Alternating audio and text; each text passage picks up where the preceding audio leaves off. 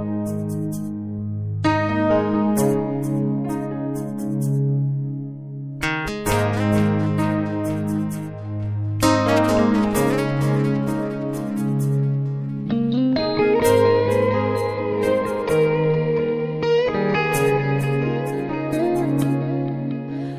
keia dia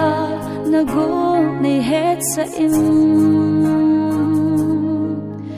kipal nading nachan kahe Tahsa lhagao hatlou kahi puihui na louchu kache ngampoi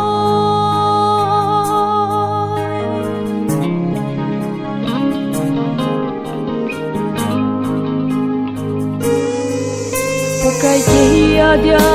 nagon neihet sa kipal nading nachan kahe Tahsa lhagao hatlou kahi neipui na louchu kache ngampoi Nangman PUILEH iham kagin Nangman lolhinna umsa Kason umlou Pakai ng louchu Neituh molchung neipui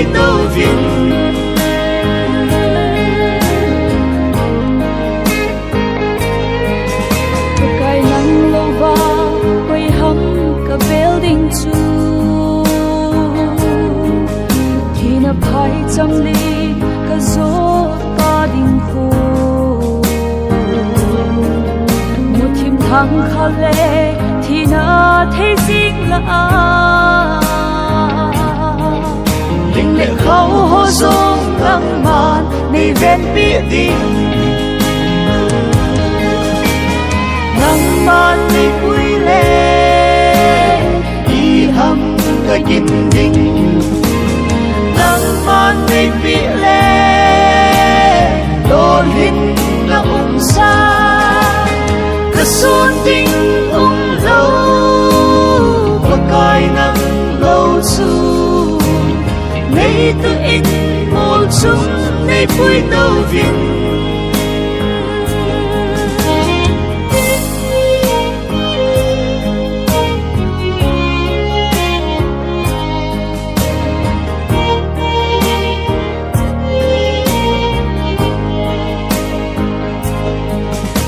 Lai mun'a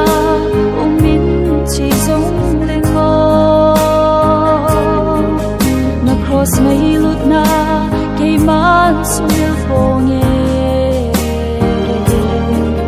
ka chun le so te ai tao pi sing na ho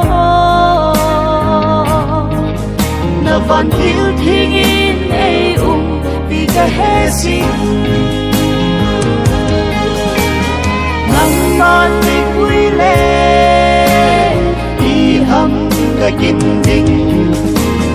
Nangman lolhinna umsa Kason umlou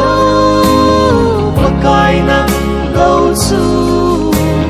Neituh molchung neipui Kason umlou Pakai ng louchu Neituh molchung neipui